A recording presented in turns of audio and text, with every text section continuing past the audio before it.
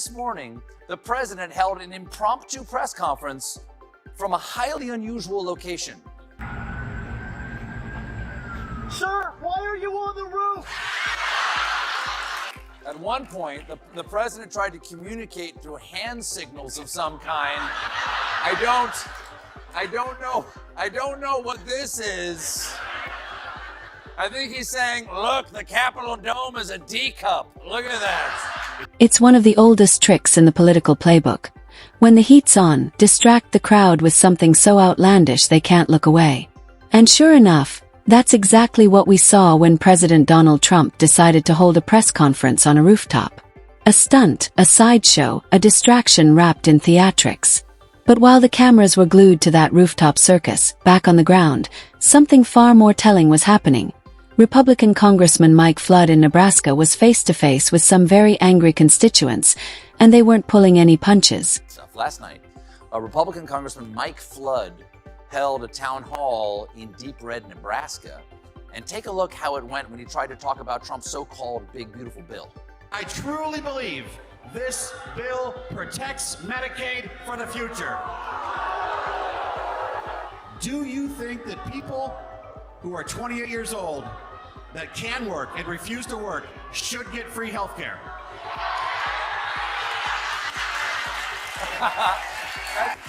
Looks like that was not the response he was expecting. You can practically feel the frustration radiating through the screen. This wasn't polite disagreement or cautious questioning. This was raw anger boiling over. These voters weren't buying the slogans, the talking points, or the excuses. Next slide, please. These are the other important parts of the One Big Beautiful Bill. Next slide, please. Next slide, please. And that brings us to the Q&A section, the part politicians dread most. If the carefully crafted speeches and official statements are the appetizer, then the Q&A is the main course. This is where the script gets thrown out the window, the gloves come off, and the tough questions land harder than any pre-approved soundbite. Let's see what happens when the political comfort zone disappears and reality walks in. How much does it cost for fascism? How much do the taxpayers have to pay for a fascist country? This is not about partisan. This is about issues, because we're about to lose our democracy. Next question. Why are you covering up the Epstein files? Americans went to the polls in November, and they had a choice between a Democratic candidate that had an open border, no enforcement, fentanyl, drugs, human trafficking. And they had a choice between that and a candidate that said, close the border, get illegal immigrants out of our country, stop the fentanyl, stop the human trafficking, stop the drugs, stop the crime, stop the violence. That's what Americans voted for. Americans voted for a border that is secure. And I support the president enforcing our immigration laws, which, by the way, were written by Congress. We're talking accusations of fascism, shouting about that so-called big beautiful bill, that critics argue balloons the national debt while doing little for ordinary families. This wasn't your average sleepy town hall. It felt more like a pressure cooker, a real-time check of just how frustrated voters are, even in traditionally red strongholds. The Republican Party, now more than ever, represents the heart and soul of the working class. And after all that shouting, booing, and flat-out rejection, you'd think a politician might take a step back, reflect, maybe even adjust the message. But no. Instead, you get a straight-faced claim that the Republican Party is now the true champion of the working class. It's the perfect example of political narrative colliding head-on with reality. And reality isn't blinking. It's not politics, it's morality. I care about people. And what I see happening to our immigrant population embarrasses me. You have not raised a voice to complain about it. Where do I see your leadership? I see no leadership. I see following Trump 100% of the time. And Trump's lead has been We'll probably agree to disagree on some of my answer here, but what I view is the moral hazard created by the Biden administration by allowing the U.S.-Mexico border to remain insecure. And so,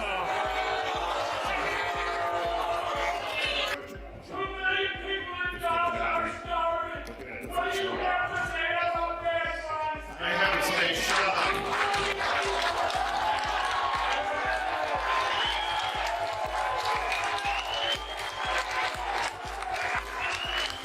I'm of the view that Israel has the right to defend itself, and the easy and simplest way to end this horrific war is for Hamas to surrender and release their hostages.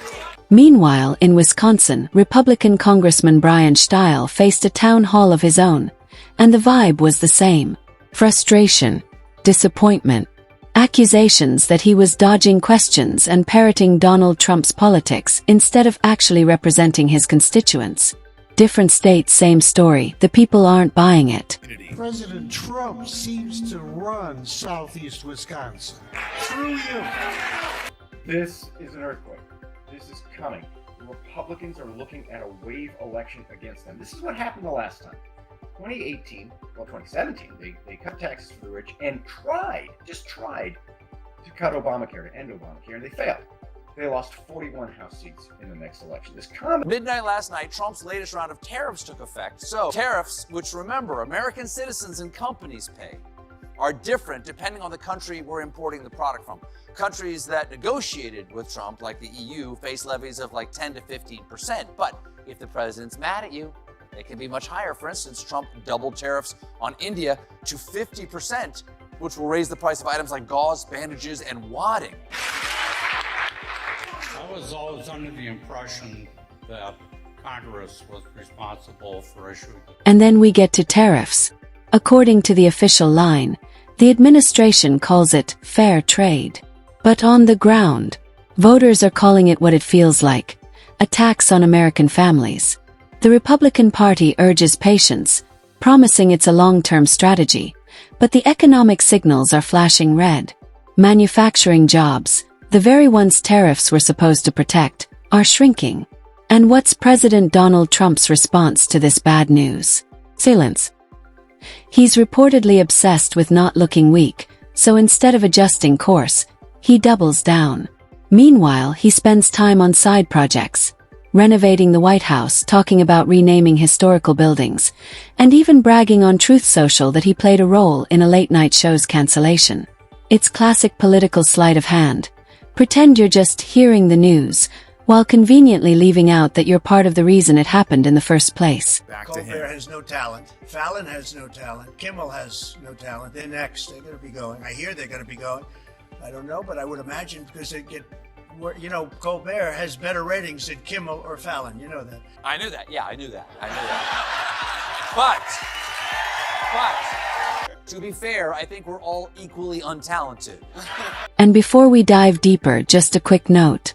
This channel is fully committed to responsible commentary. Every clip you see here is sourced from publicly available media, and we strictly follow all of YouTube's community guidelines. If you value sharp analysis that doesn't cross the line, make sure to hit that subscribe button and stay with us. We've got a lot more to cover.